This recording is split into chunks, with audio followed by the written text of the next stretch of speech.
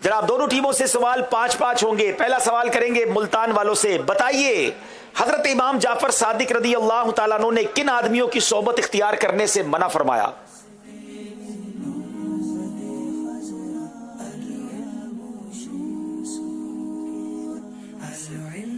مشورہ ضرور کیجئے مگر وقت کے اندر کیجئے. امام جعفر صادق رحمۃ اللہ تعالی علیہ آپ فرماتے ہیں کہ 5 اشخاص ایسے ہیں کہ جن کی صحبت سے بچا جائے. ان میں سے بزدل، بخیل اور منافق، بیوقوف اور سب سے زیادہ جھوٹ بولنے والا. 5 میں سے 4 آپ نے صحیح بتائے ہیں، اس لیے آپ کا جواب درست مان لیتے ہیں. تسلی سے سن لیے ناظرین. امام جعفر صادق فرماتے 5 قسم کے آدمیوں کی صحبت اختیار نہ کرو: بہت جھوٹ بولنے والا، بے وقوف آدمی، بخیل یعنی کنجوس، بزدل شخص اور فاسق شخص. اللہ پاک ہمیں ان لوگوں سے محفوظ فرمائے. جواب درست دے دیا ہے. سب مل کر بآواز بلند کیا کہیں گے؟ آج ان در و دیوار ان فضاؤں کو ذکر الہی کا خوب گواہ کریں گے. مل کر کیا کہیں گے؟ سبحان اللہ. بتائیے غوث کسے کہتے ہیں؟ کراچی والوں سے سوال ہے.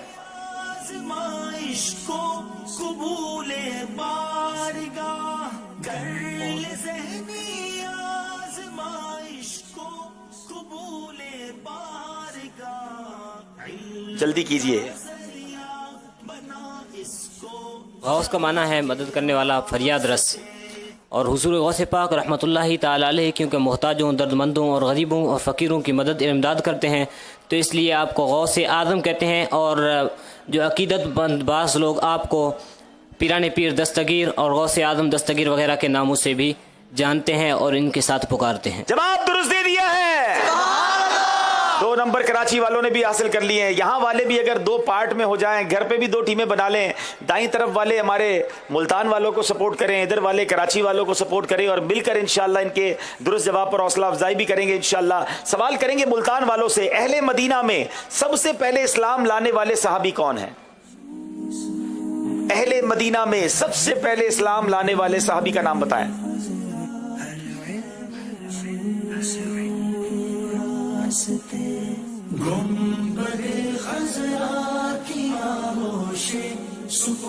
جلدی کریں گے، 7 سیکنڈ رہ گئے ہیں. حضرت سیدنا اسعد بن زرارہ. آپ نے کہا حضرت سیدنا اسد بن زرارہ. آپ کنفیوز بھی لگ رہے ہیں کہ شاید یہ نام ہے یا نہیں ہے، لیکن بات یہ ہے کہ آپ نے جواب درست دے دیا ہے. جواب درست دے دیا ہے. سیدنا اسعد بن زرارہ رضی اللہ تعالیٰ عنہ سب سے پہلے اہل مدینہ میں اسلام قبول کیا. کراچی والوں سے سوال ہے. حضرت بتائیے کہ سورہ جن میں جن جنات کا ذکر ہے ان کی تعداد کتنی تھی؟ اللہ اکبر. جنات کی بات ہو رہی ہے. سورہ جن میں جن جنات کا ذکر آیا ہے، ان کی تعداد 9 تھی. وہ 9 جن تھے. جواب درست دے دیا ہے. بتائیے خنزب نامی شیطان کیا کرتا ہے؟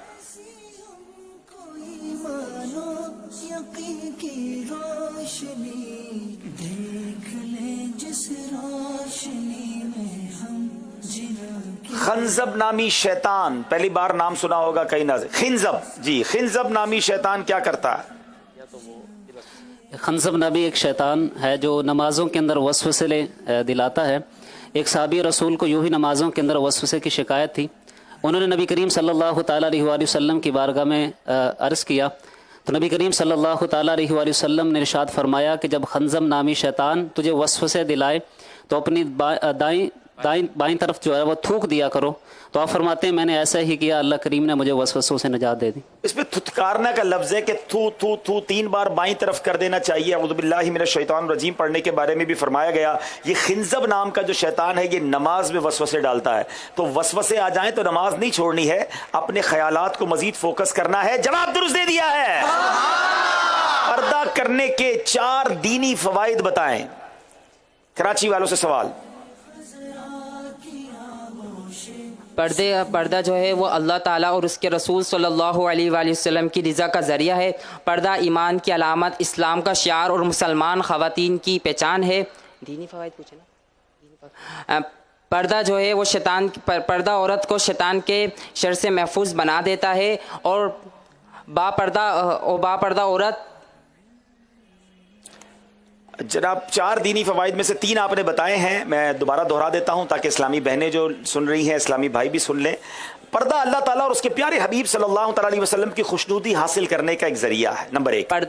नंबर 2, पर्दा ईमान की अलामत, इस्लाम का शिआर और मुसलमान खवातीन की पहचान है।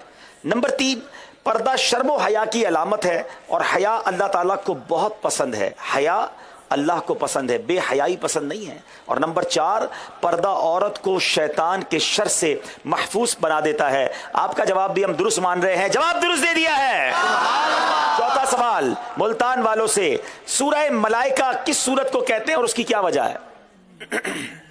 सूरह मलाइका सूरतुल फातिर को कहते हैं और इसके कहने की वजह यह है कि इसकी पहली आयत में मलाइका इकराम आलिम दुरान का जिक्र है, इस वजह से सूरह फातिर कहा जाता है। जी जनाब, सूरह मलाइका कुरान पाक की सूरह फातिर को कहते हैं, जवाब दुरुस्त दे दिया है। कितनी नई मालूमात हमें सीखने को मिलती है ज़हनी आजमाइश से। चौथा सवाल करेंगे कराची वालों से, नफ्स की ख्वाहिश को छोड़ देना दिल के लिए कितने माह की इबादत से नफा बख्श है? जो दिल में आया वही करना है, जो नफ्स ने चाहा वही करना है। नहीं जनाब, नफ्स की ख्वाहिश को छोड़िए, फिर देखो मिलता क्या। नफ्स की ख्वाहिश को छोड़ देना रात की 12 माह की इबादत और दिन के 12 माह के रोज़ों से बेहतर है। नफ्स की किसी ख्वाहिश को छोड़ देना, सुनिए, जी चाहता है ये भी कर लूं, ये भी कर लूं, बेशक वो जायज़ है, मगर अल्लाह की रज़ा के लिए अगर नफ्स की ख्वाहिश को छोड़ दिया जाए तो 12 माह के दिन के रोज़े और रात की इबादत से भी बढ़कर दिल के लिए वो नफ़ा बख्श है। जवाब दुरुस्त दे दिया है। हज़रत जाबिर बिन अब्दुल्लाह रज़ी अल्लाह तआला अन्हु की रिवायत में जुल्म और लालच की क्या वईद आई है?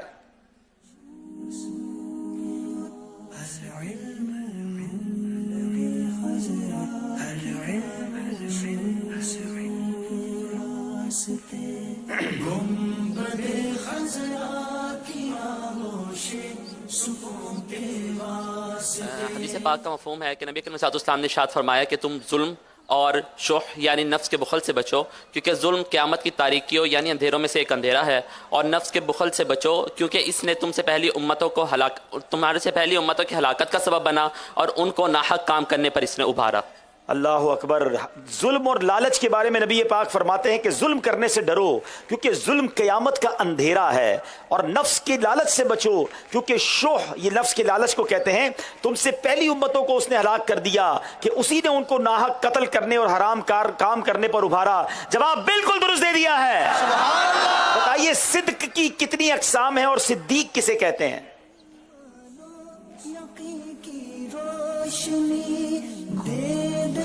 इमाम गज़ाली फरमाते हैं कि सिद्क की 6 अक़साम है। कौल में सच्चा होना, इरादे में सच्चा होना, नीयत में सच्चा होना, कौल में सच्चा होना, नीयत और इरादे में सच्चा होना, अज़म में सच्चा होना, अज़म को पूरा करने के इरादे में सच्चा होना, दीन के तमाम तबक़ात के मामलात के आला दर्जे के हुसूल में सच्चा होना, अमल में सच्चा होना। और जो इन 6 बातों पे सच्चा होता है वो सिद्दीक यानी बहुत सच्चा। क्या बात है, जो इन 6 बातों में सच्चा होता है वो सिद्दीक होता है, बहुत सच्चा होता है। जवाब दुरुस्त दे दिया है। जनाब जबरदस्त तैयारी है दोनों टीमों की, कोई गलती नहीं की है। 5 के 5 जवाब दुरुस्त दे दिए हैं।